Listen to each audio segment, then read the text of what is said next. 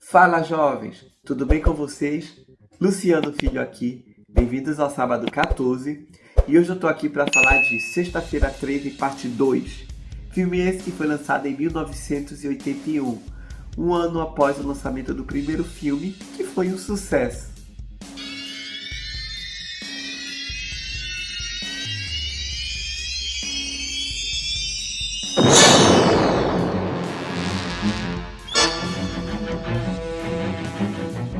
Esse filme ele é bem interessante porque ele está trazendo pela primeira vez, de fato, o Jason como assassino, mas não o Jason como a gente conhece atualmente, aquele assassino imortal que usa a máscara de rock. Aqui ele é uma pessoa comum, entre muitas aspas, esse comum, que usa um saco na cabeça para esconder a sua feiura. Mas sim, qual é a história da vez? É de um grupo de jovens que vão para um tipo de retiro treinar para ser monitores de um acampamento, alguns anos depois dos eventos do primeiro filme. Então o Jason, mais velho, resolve ir matando todo mundo. Então vocês já puderam perceber que isso aqui é basicamente a história do primeiro. Nesse filme temos também uma das maiores aberturas da história, que mostra em flashbacks os eventos do final do primeiro filme e também o que aconteceu com a Alice, a Final Girl do filme original que matou a mãe do Jason. Ela morreu. Isso é uma pena, porque ela era uma personagem com um grande carisma. Ela poderia ser uma ótima Final Girl a la Nancy Thompson ou Laurie Strode. E por causa disso, temos uma nova protagonista, que é a Jean, interpretada pela Amy Steele, que para mim é uma atriz com feições únicas e com muito carisma também. Ela fez aquele filme que também é legal, A Noite das Brincadeiras Mortais, de 1987, se eu não me engano. É um filme muito legal também. Esse filme tenta ser melhor e maior em tudo que o primeiro foi. Aqui temos mais mortes, talvez até um pouco mais de criatividade em relação às mortes, e temos mais perseguição, mais brutalidade e mais violência. E, bom, isso tudo é legal, porém, em outros quesitos ele acaba sendo bem inferior que o original, como, por exemplo, o clima de suspense, que eu não acho que esteja tão grande quanto o primeiro, e até mesmo o desfecho. A violência e a brutalidade eu acho que se dá principalmente não só na forma em que os personagens são mortos, que é mais gráfica, mas também no contexto. Aqui temos um personagem que é paraplégico, que tem uma morte bem visceral, e eu acredito que essa cena foi colocada aqui justamente para chocar, né? E talvez tenha conseguido, levando em consideração a época, uma vez que isso tenha chocado muito em O Massacre da Serra Elétrica, o original.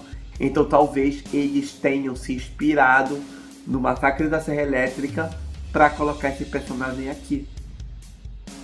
E assim, apesar de não ter tanto suspense quanto o primeiro, tem momentos bem interessantes ali que eu acho muito legal. Cenas em que o Jason tá rondando a residência lá onde os jovens estão hospedados, a sombra dele passando. São momentos realmente bem interessantes. A gente, por muito tempo durante o filme, não vê como é a figura do Jason com o saco da cabeça. A gente vê mãos, a gente vê sombra e percebe que a sombra é deformada, dando mais credibilidade ao fato de ser o Jason, porque a gente sabe que ele é deformado. A gente vê pessoas se movimentando na floresta. É todo um contexto muito legal que honra o que foi mostrado no primeiro. O acampamento Crystal Lake aqui tem a fama de ser um acampamento sangrento pelos eventos do primeiro filme. E a gente sabe o que aconteceu, vê os personagens curiosos para querer entrar naquela zona, né, do primeiro filme, e a polícia ali rondando, dizendo que isso é proibido, que não pode. Então o filme Tem muitos momentos bem legais. Eu acho que uma das coisas mais interessantes que o filme faz é abordar um pouco a história do Jason. O Paul, em um momento muito interessante, ao redor de uma fogueira, junto com seus alunos, fala que o Jason viu a mãe dele sendo morta. Então, desde aquele momento, ele está querendo vingança pela morte da mãe. Então, olha o conceito interessante que é abordado aqui. É o plus à história que a gente conhece.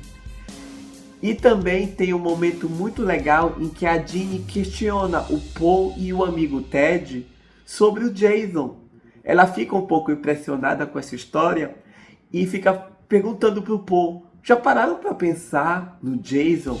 No menino que viu a mãe sendo morta, que vive na floresta sozinho e não consegue distinguir a diferença entre certo e errado, que tem ódio pelo que viu e quer vingança e acha que a vingança é uma coisa boa, por isso pode ser uma pessoa perturbada que queira matar o tempo todo.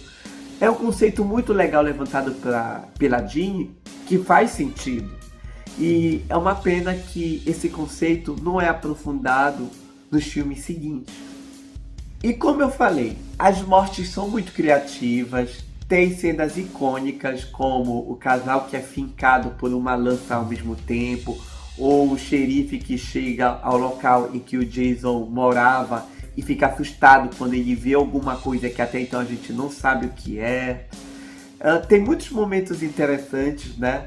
Até mesmo a cena de perseguição da Ginny, quando o Jason tá indo atrás dela, é muito legal. É interminável, a gente vê o desespero da Ginny em vários momentos, ao ponto dela se urinar. E ela entender que quem tá ali é o Jason e usar a história do Jason contra ele mesmo no final. E o susto final que acontece desde o primeiro filme, que é o Jason pulando pela janela, mostrando a sua cara deformada, como ele tá feio, como ele cresceu e virou um monstro. E os mistérios que rondam o filme. O que aconteceu com o Paul, que sumiu no final? Ele morreu? Ele foi levado pela ambulância? O que aconteceu com o personagem que nunca mais apareceu e nem sequer foi mencionado depois? Então tem muita coisa legal desse filme que poderia sim ser abordado em sequências futuras, mas parece que cada filme da franquia funciona como um filler, onde só é mencionado um pouquinho do filme anterior e nova história com novos personagens. É uma pena, mas esse filme aqui, Sexta-feira 13, parte 2, é um filme muito legal, uma sequência que honra o original, que embora não seja superior, é divertido, competente, que traz o Jason como o vilão que mais tarde se torna icônico na franquia e que continua sendo nostálgico para muitos fãs da franquia. Então é isso, gente, que eu tenho para falar de Sexta-feira 13, parte 2. O que vocês acham desse filme? Vão aqui e comentem que eu respondo, tudo certo? Então até o próximo vídeo, turma.